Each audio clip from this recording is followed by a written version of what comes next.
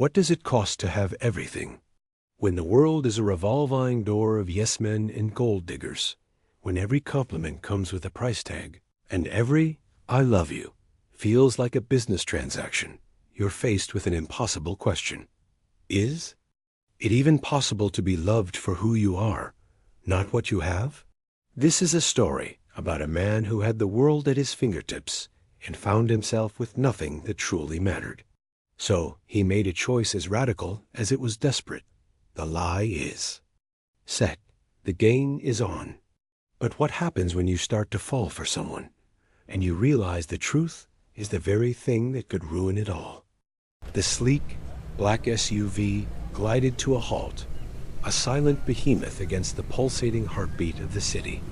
The air, thick with the scent of diesel, frying plantain, and the distant, rhythmic clang of a blacksmith's hammer, seemed to press in on the vehicle's polished exterior. Inside, the world was a vacuum of silence, the hum of the engine a faint whisper swallowed by the heavy glass. From the tinted window, Chief Obinez watched the scene unfold. It was a chaotic symphony of life he had only ever seen from a distance, a vibrant tapestry of humanity woven with threads of commerce, laughter, and struggle. The sight of a small boy hawking bottled water, his bare feet dusty, brought a single, unseen tear to the corner of Ez's eye. It was not of sadness, but of a profound, gnawing emptiness, a recognition of a world he had long been separated from. The world saw a young, self-made billionaire, the titan of industry. The world did not see the solitary man who walked through gilded halls, alone, surrounded only by the echoes of his own isolation. The man who owned everything, but had no one to share it with. Chief Ez's life was a grand performance. His mornings were a ritual of meetings and signatures, a cascade of decisions that shaped markets and futures. His afternoons were a blur of international flights and grand unveilings, his name a brand synonymous with success. He lived in a house that was a monument to his accomplishments, a modern fortress of glass and steel perched on the cliffs of a highbrow estate, a place where the air was always cool and the flowers were always in bloom. Staff moved through its pristine halls like silent phantoms, anticipating his every need. Yet their respect was a currency, their smiles a transaction. He had learned the hard way that his wealth was a filter, attracting those who loved what it could buy, not the man it was attached to. The proverb, "A rich man's bed is a cold room," felt like a personal truth, a curse masquerading as a blessing. A past betrayal by a woman who had seen only his bank account had left a wound that would not heal. He yearned for a connection that was not predicated on his name, his assets, or the deference of others. He yearned for a love that saw beyond. The masquerade of wealth dawned one evening as the sun dipped below the horizon, painting the sky in fiery hues of orange and purple. A decision crystallized in his mind. He would shed the golden cloak. He would disappear, if only for a time. In his study, a room with a panoramic view that stretched to the city's glittering lights, he carefully removed his expensive designer suit. He donned a simple faded polo. Shirt and worn trousers he had purchased anonymously from an online marketplace for pre-owned goods. The fabric, rough against his skin, felt like a promise. He packed a small canvas bag with a few basic necessities and a stack of crumpled Naira notes. The feel of the honest currency, so different from the smooth plastic of his credit cards, was a grounding experience. He left his phone on his desk, its silent, dark screen a beacon he was abandoning. His most trusted aide, Chike, stood by, his face a mask of concern and quiet disapproval. Chief Ez placed a reassuring hand on his shoulder, a silent promise to return, and with a final, unsaid goodbye, he slipped out into the night, a phantom in his own life. His destination was a sprawling, vibrant neighborhood known for its bustling energy and tight-knit community. He chose a small, single room for rent in a compound shared with several other families. The room was sparse, with a single bed, a small table, and a solitary window. He introduced himself as Ike, a name that meant strength and felt fitting for the challenge he had set for himself. The initial days were an overwhelming sensory assault. The blare of music from a neighbor's radio, the constant chatter of children playing, the mingled scents of jollof rice, suya, and car fumes. He learned to use the communal latrine and fetch water from a shared tap. His hands, accustomed to signing multi-million-dollar deals, now calloused from washing his own clothes and scrubbing stubborn pots. The world had shifted on its axis. He felt, for the first time in years, truly alive in a way that his old life, for all its luxuries, had never allowed. It was during one of his aimless walks through the market, a labyrinth of stalls and vendors, that he saw her, Amara. She ran a small food stall, a buka on a corner, her small enterprise a beacon of simple order in the midst of the chaos. She was a vision of grace, her movements purposeful as she served plates of steaming rice and stew.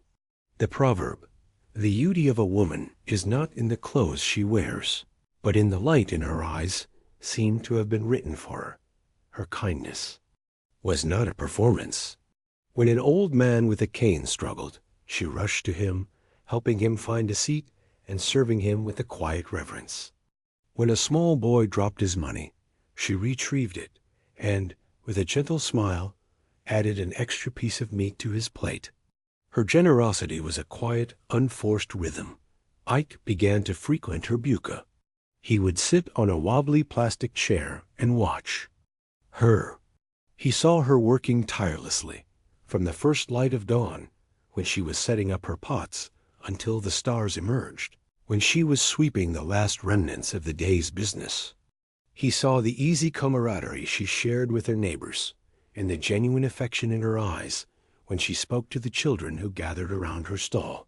He felt a pull towards her, a magnetism that had nothing to do with her looks, but everything to do with her soul.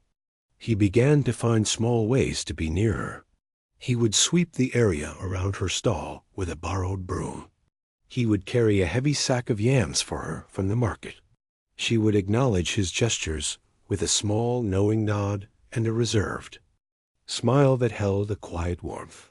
He knew he was being evaluated, not for his wealth, but for his character, his willingness to serve without expectation. He felt a deep sense of peace in these moments, a feeling he had never known in his gilded cage. He started to spend his days in her orbit, finding reasons to be there. He would fix the loose leg of her table. He helped her haggle for a better price for her ingredients. Slowly, silently, an unspoken bond formed between them, a foundation built on small acts of kindness and a shared understanding. His life, however, was not without its shadows. A man from his former life, a rival businessman, named Emeka, a man who had long resented Ezzy's meteoric rise, spotted him in the neighborhood one day. A moment of recognition, a flash of confusion on the man's face. Ez quickly turned away, disappearing into the crowd, but it was too late. Emeka was a man of cunning and malice. He began to make discreet inquiries, his suspicions confirming his worst fears. The duality of Ez's life was beginning to collide. Another time, a major crisis hit one of his companies, a critical deal with a foreign investor teetering on the brink. Without his personal touch, the negotiation was on the verge of collapse. He had to sneak back to his office late at night, a ghost in his own life, to resolve the issue with a series of frantic, whispered calls. He returned to the community exhausted, his mind heavy with the burdens of a life he had tried to escape. Amara noticed his troubled expression and the dark circles under his eyes. She simply placed a cool bottle of water on his table and returned to her cooking, her silent gesture a balm to his troubled soul.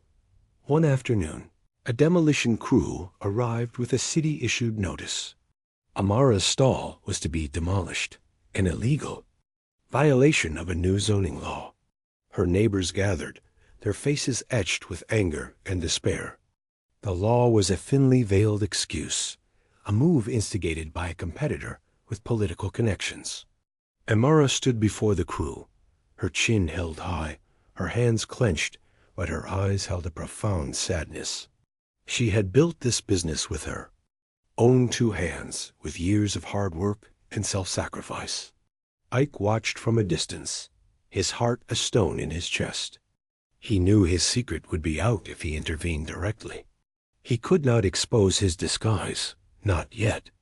The weight of his wealth felt like a burden he could not use. The proverb, "A fly that is not careful will be buried with the pepper," echoed. In his mind, he had to act. He slipped away unseen, his movements swift and determined. He found a payphone and made a series of anonymous calls. The first was to his aide, Chike, giving a series of cryptic instructions. The second was to a well-known lawyer, then to a city council member, then to a powerful contact in the municipal planning office. He used no names, only veiled allusions, and the quiet, unmistakable authority of a man who could move mountains with a single command. The next morning, the demolition crew returned. Amara and her neighbors braced themselves. But a new man, a senior city official, stepped out of a car and with a sweeping gesture rescinded the notice. He made no mention of the one who had made it happen. Amara was saved. She stood in the middle of her bustling buka, her eyes wide with a mixture of disbelief and gratitude. She scanned the crowd, looking for the person who had saved her, but found no one. The truth revealed itself in the most mundane way, yet with the force of a thunderclap. A few days later, a local newspaper was left on a table. The front page featured a large photo of Chief Obinna accepting a prestigious award. The headline read, "The enigmatic philanthropist who saved Ikoyi's small businesses." The photo was a perfect match to Ike. Amara saw it. The paper slipped from her hand. Her world, which had been so clear, suddenly became a fractured, confusing reflection. The man she had come to admire, the quiet, humble Ike, was a ghost, a deception. Her face, usually so full of gentle strength, hardened into a mask of betrayal. She saw him approaching, no longer in his worn clothes, but in a bespoke suit that screamed wealth and power. He looked the same, but was entirely different. The truth, like a sharp dagger, had severed the thin thread of trust. She turned and walked away, her back straight, her steps quick and decisive. He watched her go. The bustling market, which had once felt so alive, now felt hollow. The silence was deafening. He sat on the plastic chair, the man who owned everything with nothing left to hold. The proverb, "If you want to know what a man is made of, watch how he treats someone who can do nothing for him," was a mantra that had guided his journey, but had now come to haunt him. He had sought truth and found love, but in the process had hidden a truth that had shattered everything. He waited. He waited for a full day, and another, then a third. He did not return to his gilded estate. He stayed in the simple room living the life he had chosen, but now it was a punishment, a constant reminder of his failure. He spent his days in quiet service to the community, helping others discreetly, establishing a small fund for struggling vendors, all anonymously. Amara watched him from a distance. She saw his genuine sorrow and his continued, selfless work. She saw that his kindness was not an act, but a part of his very being. Whether he was a man of immense wealth or a simple man named Ike, she began to see the man, not the lie. Weeks passed. The pain had not vanished, but had evolved into a quiet, profound understanding. One afternoon, as the sun began to set, casting long shadows across the market, she approached him. She offered no words, no forgiveness. She simply sat on the chair, Opposite him, he offered no explanation, no words of apology. He simply held out his hand, palm up, a silent plea for a second chance. She hesitated, and then, with a small, almost imperceptible gesture, she placed her hand in his. A love that had started as a masquerade had finally found its footing in the unvarnished truth of a human connection. She did not ask for his wealth, but she silently offered to share his burden, a promise that their journey, born of deception, would now be paved with honesty. The moral of the story is that genuine connection is not found in the grand facade of wealth or the guise of poverty, but in the humble, honest gestures between two people. Love is not bought or sold. It is a seed that grows in the fertile ground of kindness and character. True wealth is not measured in possessions, but in the depth of a human heart. And that brings us to the end of our story. We hope it gave you something to think about and a new way to see the world. What was your biggest takeaway?